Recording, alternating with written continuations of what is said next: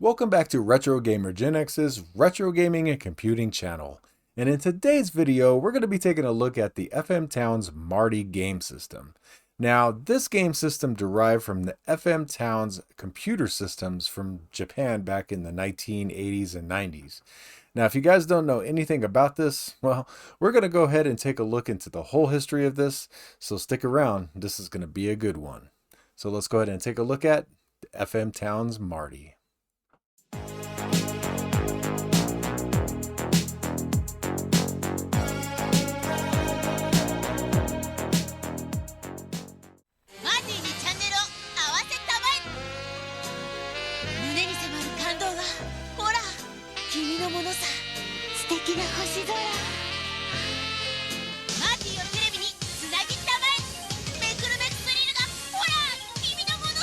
CD の数だけ番組が増える学べる遊べるみんなに楽しい富士通の FM タウンズマーティ新登場今ならすぐに使える体験 CD がもらえるよ詳しくはお店で The story of the FM Towns Marty starts in the early 1980s in Japan.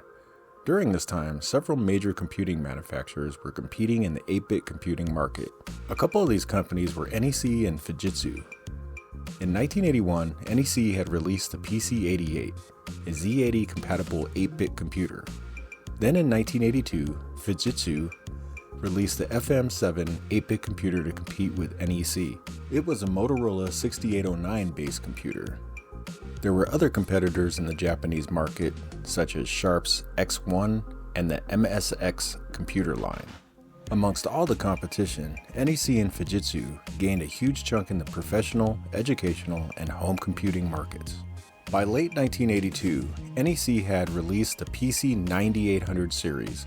These were based off the Intel 8086 architecture, essentially IBM PC clones that were capable of running MS-DOS. To keep up, Fujitsu released the FMR series of computers in 1986. These were also x86 based computers capable of running MS-DOS and were popular in the office and professional market, being able to run software like Lotus 123, WordStar, and DBase. By the late 1980s, NEC had tried something different and it released its first video game console, the PC Engine. Fujitsu needed to stay up with competition. They had seen NEC starting to dabble in video games, and computers like Commodore's Amiga and Atari's ST were becoming very popular in the market. Not only were these machines powerful, but they had great graphics, excellent sound, had multitasking, and were multimedia capable as well. Now, multimedia was a new term in the late 1980s, and everybody wanted to jump on board and be able to watch videos, listen to music, play games, and eventually even surf the web on just one device. Fujitsu saw this and started development of their own multimedia computer. During its development, Fujitsu liked to codename their products after Nobel Prize winners. They decided to codename this product Towns after Charles Towns, the Nobel Prize winner of 1964 in physics. This new model of computer would run the Intel 386SX processor at 16 MHz and have 1 or 2 megabytes of RAM, expandable up to 6 megabytes. Although it didn't come with a hard drive, one could be installed using a SCSI card.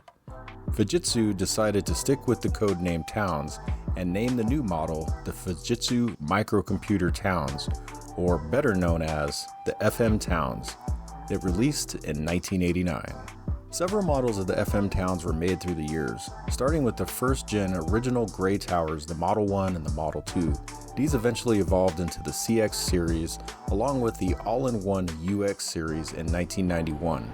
And in 1992, a desktop version, the HG series, premiered, along with another all-in-one version, the UG series.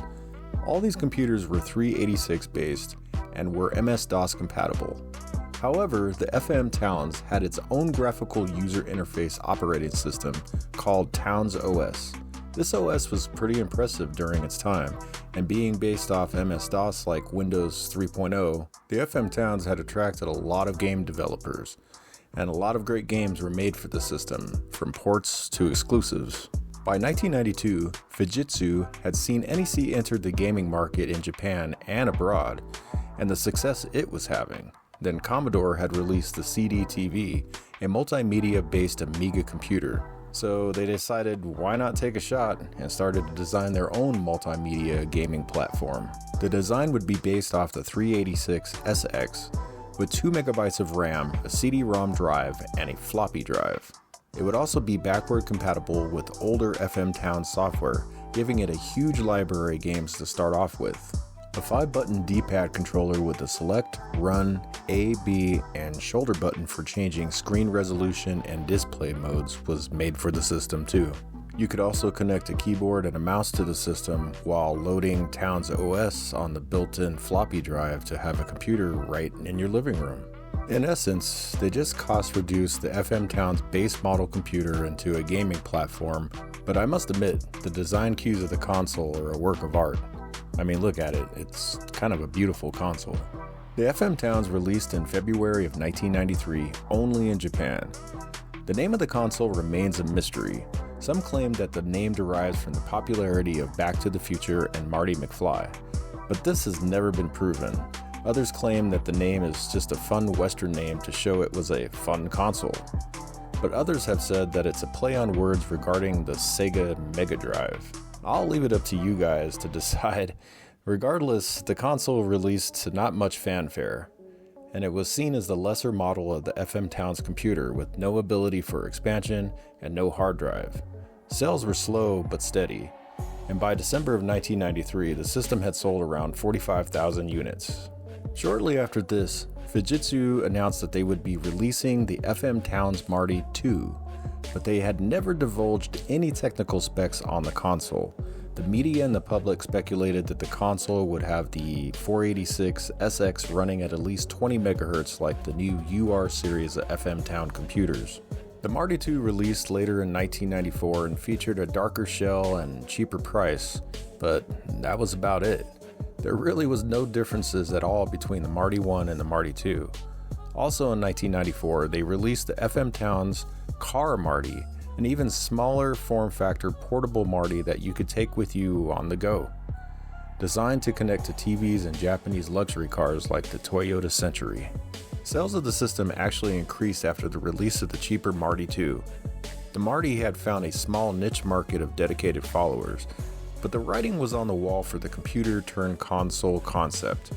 It had never really been a success for Fujitsu, just like other companies before had tried it, like Atari with the 5200 and the XEGS, and Commodore with the CD-TV, CD32, and the C64GS. Fujitsu was losing money on the Marty, and it was time to pull the plug.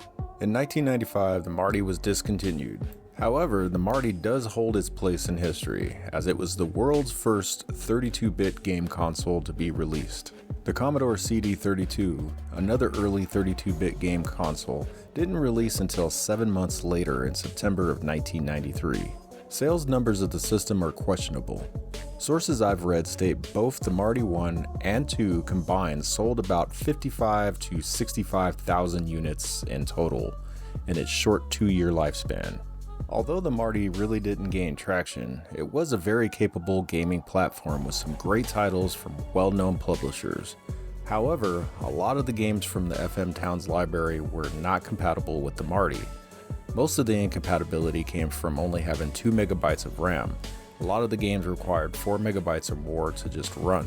Another issue, the video display incompatibilities were really an issue too. The FM Towns games were designed to run on an RGB monitor and not over composite or S-video. When starting games, you have to manually configure the display setting each time you just want to play the game. This frustrated users of the system. And the nail in the coffin, in my opinion, was the release of the Marty 2 and all the hype behind it, just for the same system in a different color shell. The public was expecting upgrades and expandability, but that just wasn't the case, and this lost consumer confidence in the product.